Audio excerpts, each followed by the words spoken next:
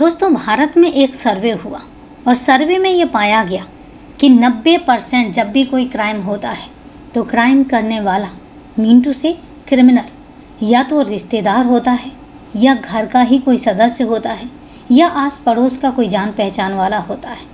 और क्यों होता है ऐसा? कहाँ जाती है इंसान के अंदर की इंसानियत? ये समझ से परे है। जिसको हम इतने अच्छे तरीके से जानते हैं उसके साथ ही क्राइम करने में एक हिचक क्यों नहीं महसूस होती? लेकिन सच्चाई यही है कि सर्वे जो कह रहा है वो 100% सच है। तो दोस्तों, आज भी एक क्राइम होता है और क्राइम करने वाला जब खुलासा होता है तो सबके दिल दहल जाते हैं, रोंगटे खड़े हो जाते हैं। तो दोस्तों, जानते हैं आज की पूरी कहानी में। लेकिन उससे पहले नमस्कार दोस्तों, क्राइम चैनल पर आपका स्वागत करती हूं और उम्मीद करती हूं कि आप सब लोग स्वस्थ होंगे, सुरक्षित होंगे। दोस्तों, कहानी में आगे बढ़ें उससे पहले अगर आप चैनल पर नए हैं या अभी तक आपने चैनल को सब्सक्राइब नहीं किया है तो सबसे पहले आप चैनल को सब्सक्राइब कर लें और इसके साथ ही बेल आइकन ज़रूर प्रेस करें फर्दर नोटिफिकेशन के लिए। और इसके साथ ही कहानी में लास्ट तक बने रहें और कहानी के बारे में आपकी क्या राय है कमेंट करके ज़रूर बताएं। तो चलिए दोस्तों, अब आपका समय नहीं लेते हैं और जानते हैं कि आज की पूरी कहानी क्या है। उस समय सुबह के करीब 11 बज रहे थे। तारीख थी 22 मई 2024। डॉक्टर मनीष पुत्तेवार अपने हॉस्पिटल में वार्ड का दौरा कर रहे थे। तभी उनके फ़ोन पर घंटी बजी। उन्होंने फ़ोन देखा तो कॉल चंद्रपुर में रहने वाले उनके बड़े भाई डॉक्टर हेमंत की थी।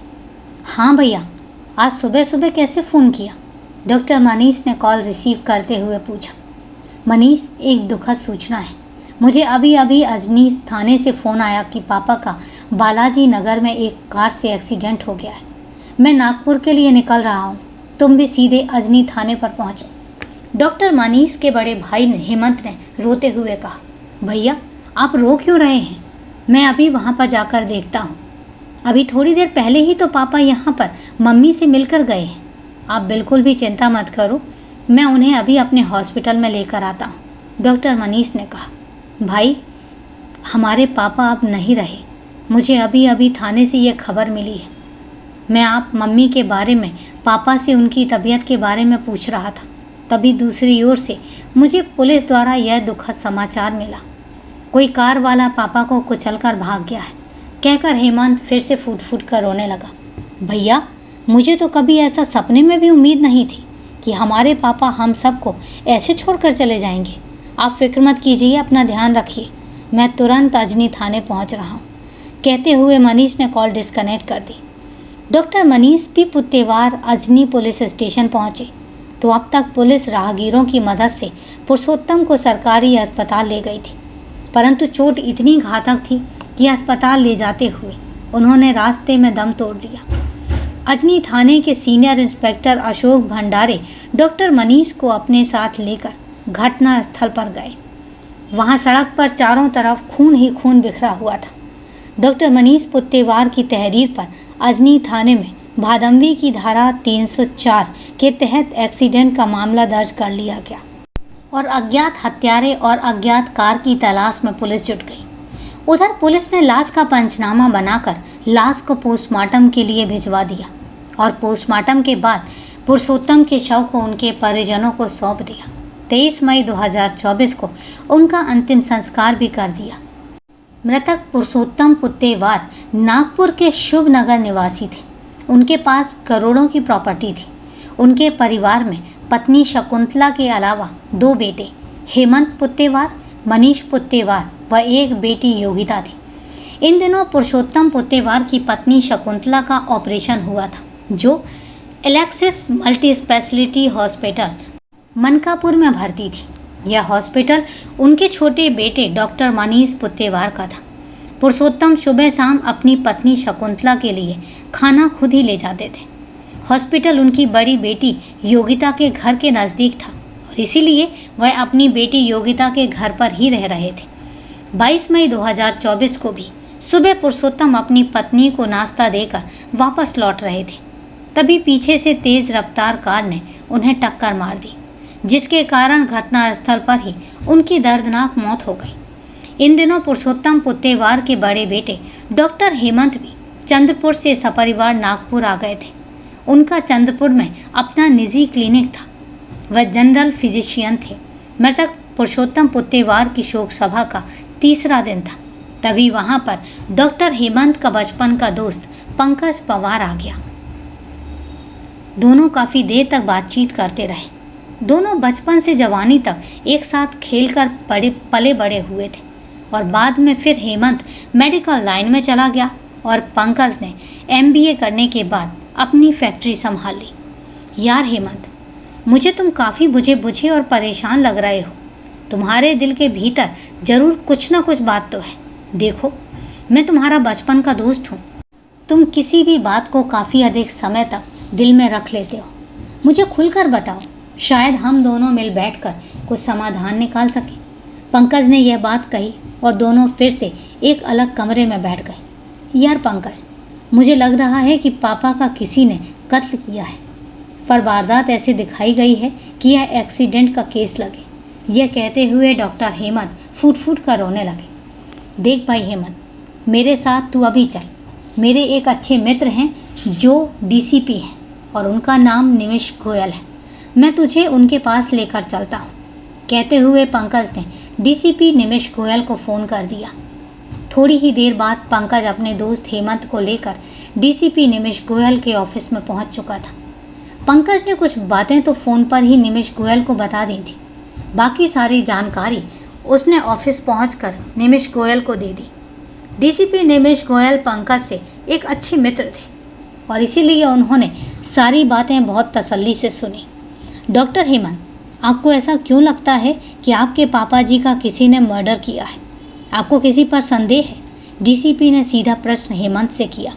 DCP साहब, मेरे पापा जी का इस हादसे से पहले भी 2 बार खतरनाक एक्सीडेंट हुआ था।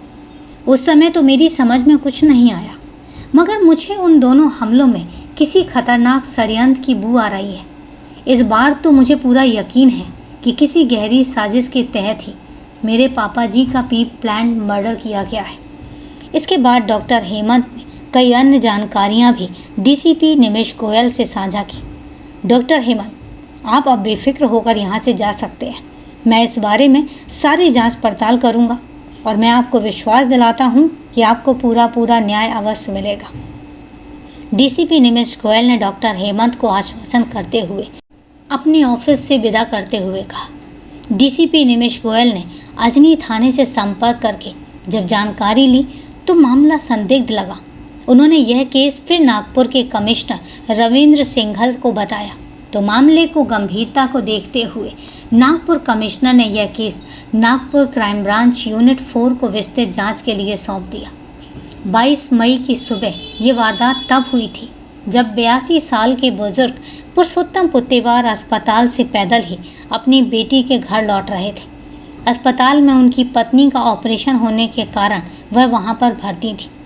पिछले कुछ दिनों से पुरुषोत्तम पुत्तेवार का यही रूटीन चल रहा था, लेकिन पुरुषोत्तम अपनी बेटी के घर पहुंच पाते तभी नागपुर के बालाजी नगर इलाके में एक तेज रफ्तार कार ने उन्हें पीछे से टक्कर मार दी और कार उन्हें घसीटते हुए काफ़ी दूर तक लेकर भी गई थी, जिसके कारण उनकी जान चली गई। लेकिन कार चालक वहां से तुरंत ही फरार हो गया। पहले तो सभी को यह मामला एक्सीडेंट का लगा था और इसीलिए पुलिस ने भी IPC की धारा 304A के तहत एक्सीडेंट का केस दर्ज किया था। उसके बाद अजनी पुलिस कार की नंबर प्लेट, CCTV फुटेज व आसपास के प्रत्यक्षदर्शियों के माध्यम से कार ड्राइवर नीरज ईश्वर निमजे तक पहुंची और उसे गिरफ्तार कर लिया। पूछताछ में ड्राइवर नीरज ने इसे गलती से हुआ एक्सीडेंट बताया और बाद में पुलिस ने नीरज निमजे को जमानत पर रिहा कर दिया। CCTV फुटेज और प्रत्यक्षदर्शियों के बयान के बाद जब आरोपी ड्राइवर नीरज निमजे को गिरफ्तार करने के बाद जब जमानत पर छोड़ दिया गया तो उसके तुरंत बाद नागपुर शहर में इस सनसनी रोड एक्सीडेंट को लेकर तरह तरह की बातें होने लगी। लोग पुलिस की कार्यप्रणाली को लेकर प्रश्न चिन्ह लगाने लगे। मृतक पुरुषोत्तम के बेटे और अन्य रिश्तेदारों और परिचितों के माध्यम से पुलिस के उच्च अधिकारियों को कत्ल की साजिश से अवगत कराया गया, क्योंकि मृतक पुरुषोत्तम पुत्तेवार नागपुर में करोड़ों की प्रॉपर्टी के मालिक भी थे और उनका इन प्रॉपर्टीज़ को लेकर अपने रिश्तेदारों से कई सालों से विवाद भी चला आ रहा था। उनके परिचित व रिश्तेदारों को लगता था कि शायद इस एक्सीडेंट के पीछे कोई गहरी साजिश छिपी हो सकती है। यह बात पुलिस के कानों तक भी पहुंच चुकी थी। खुद मृतक पुरुषोत्तम के कुछ रिश्तेदारों ने इस सनसनीखेज केस को लेकर नागपुर के पुलिस कमिश्नर से व्यक्तिगत तौर पर मुलाकात भी की थी, जिसके बाद मामला संदिग्ध पाए जाने पर police commissioner doctor Ravindra Singhal ने इस मामले की जांच अजनी पुलिस से लेकर क्राइम ब्रांच के हवाले कर दी थी। और फिर यहीं से मामले में एक ऐसा चौंकाने वाला ट्विस्ट सामने आया जिसने पूरे नागपुर शहर और महाराष्ट्र को ही नहीं बल्कि समूचे देश को चौंका कर रख दिया। नीरज ईश्वर नेमजे, जो एक छोटा मोटा अपराधी था जिसने कभी भी अपने दोस्तों को एक पार्टी तक नहीं दी थी, उसने हमेशा दोस्तों, परिचितों और लोगों से पैसे उधार लिए थे, मगर उसने उधार कभी चुकाया तक नहीं था। अचानक जब उसने अपने दोस्तों को पार्टी देनी शुरू कर दी, महंगी महंगी ब्रांड की शराब दोस्तों को पेश की, तो इस वजह से लोगों को उस पर शक हुआ। मुखबिरों के माध्यम से यह खबर उड़ते उड़ते पुलिस के कानों में भी जा पहुंची थी कि नीरज नेमजे, जो एक चिल्लर अपराधी है, उसके पास अचानक इतना सारा पैसा आखिर आया कहाँ से? कुबेर का खजाना उसे अचानक कब और कैसे मिल गया? पुलिस की क्राइम ब्रांच ने जब इन रहस्यों को खंगालना शुरू किया और नीरज नेमजे को एक बार फिर गिरफ्तार करके सख्ती से पूछताछ की, तो उसने कबूल किया कि पुरुषोत्तम पुत्तेवार की मौत कोई हादसा नहीं थी, बल्कि एक सोची समझी साजिश के चलते इस हत्या को अंजाम दिया गया था। नागपुर के रहने वाले एक बुजुर्ग शख्स के कत्ल की साजिश इतनी भयानक होगी, ये किसी ने कभी सोचा ही नहीं था। सीसीटीवी कैमरे में कैद हुई वे तस्वीरें बहुत साफ तो नहीं थीं, लेकिन इन्हें देखकर फौरी तौर पर इतना तो कहा ही जा सकता था कि यह मामला महज एक एक्सीडेंट का नहीं था। 22 मई 2024 की सुबह हुई इस वारदात की तस्वीरों को देखकर शुरू से नागपुर पुलिस को भी कुछ ऐसा ही लग रहा था, क्योंकि सीसीटीवी के उन फुटेज में जो दिख रहा था वो असल में सच नहीं था और जो हकीकत थी उन तस्वीरों में दिखी ही नहीं। पुलिस की पूरी जांच में पूरा केस हिट एंड रन का नहीं बल्कि इरादतन की गई हत्या की एक बड़ी साजिश का निकला।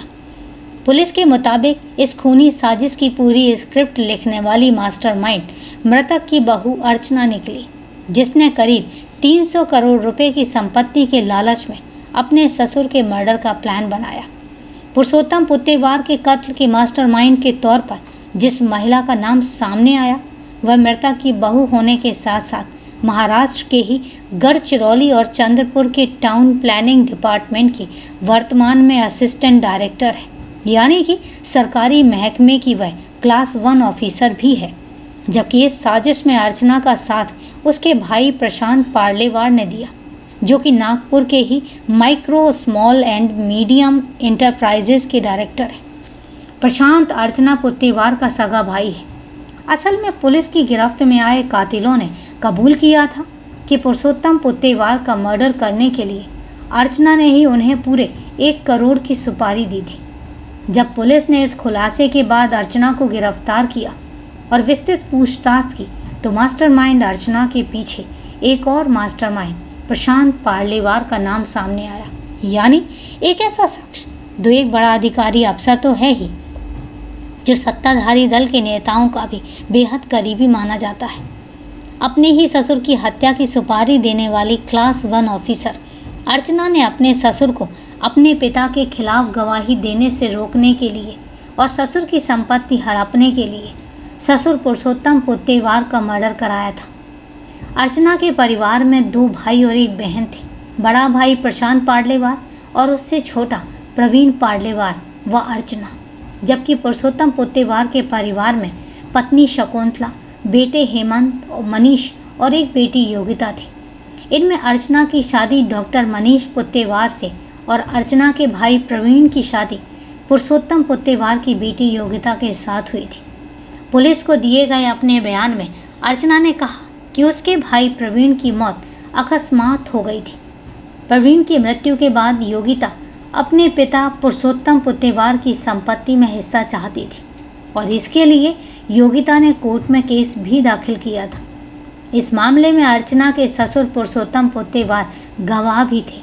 वहीं दूसरी ओर अर्चना के पिता अपनी संपत्ति अपने दूसरे बेटे प्रशांत पार्लेवार और बेटी अर्चना को देना चाहते थे।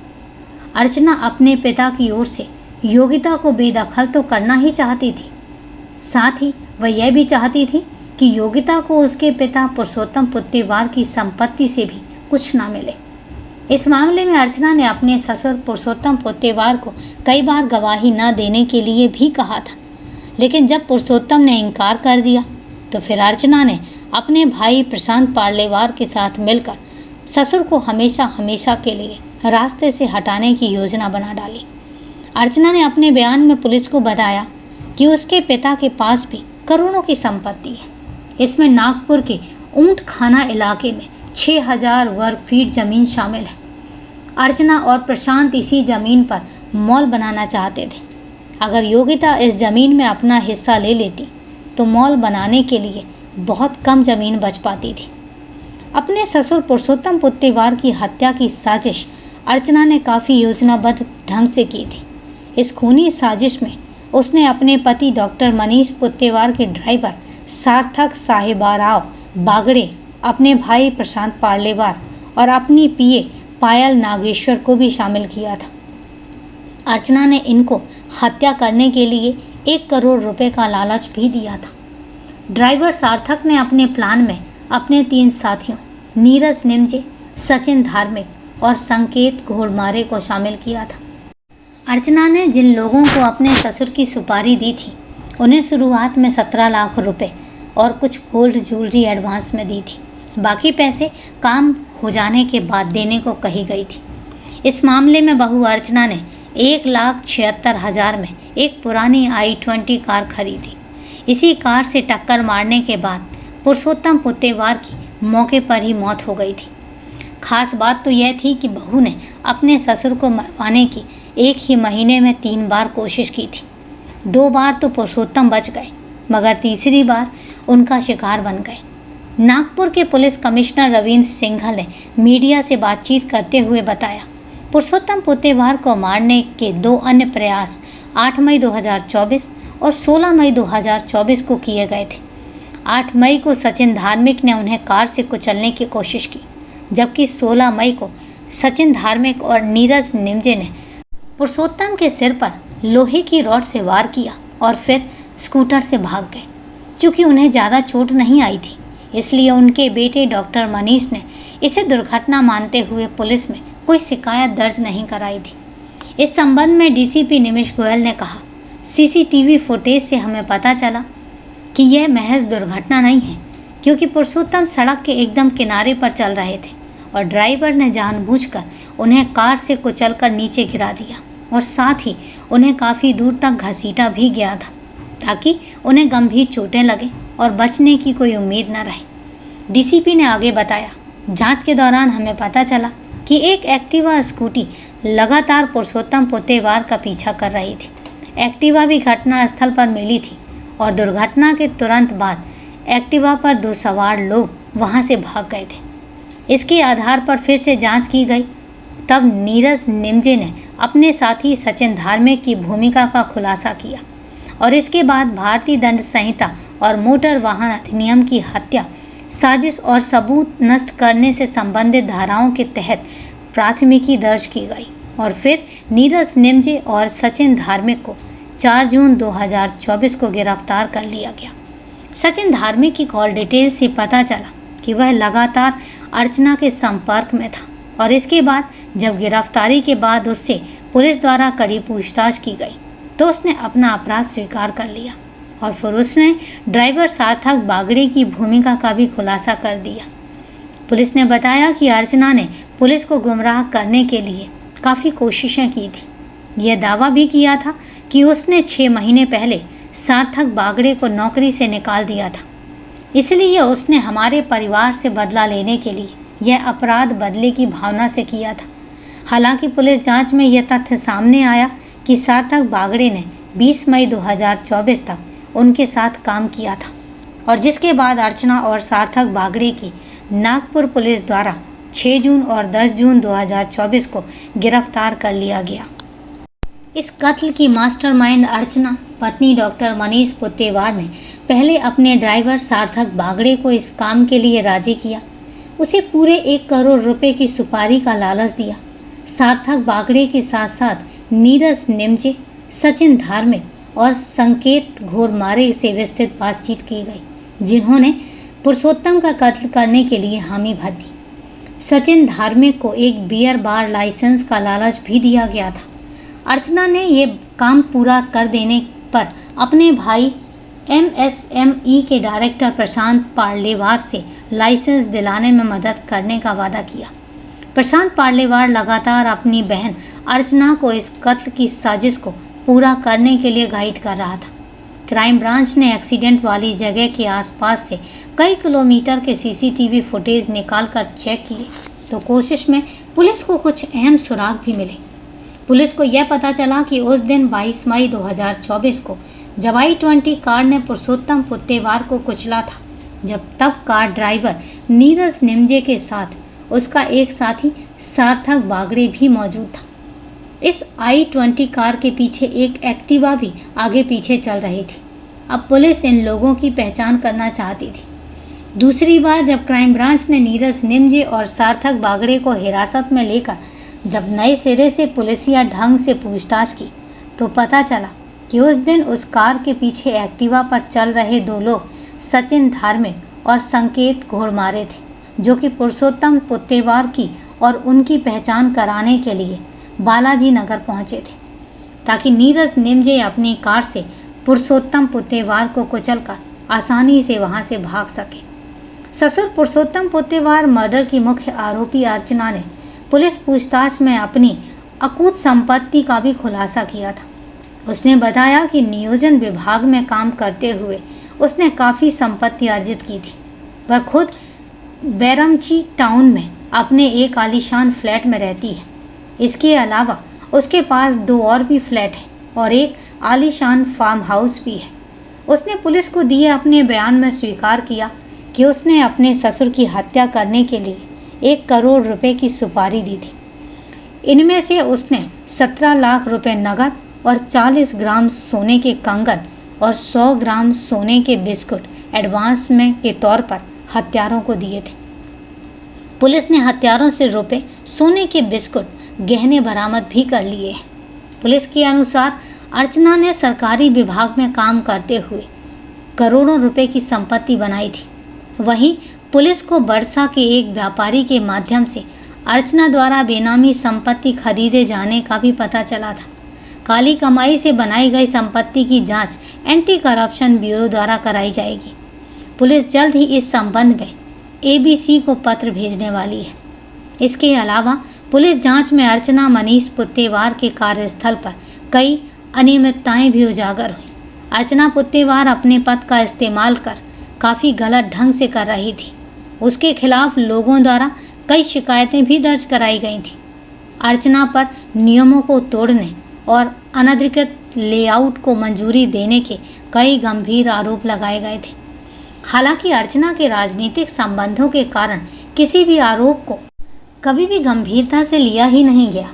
कुछ साल पहले कोर्ट ने फैसला सुनाया था कि बेटी का पिता की संपत्ति पर अधिकार होता है और इसे लेकर तमाम जगहों पर काफ़ी हो हल्ला भी हुआ था।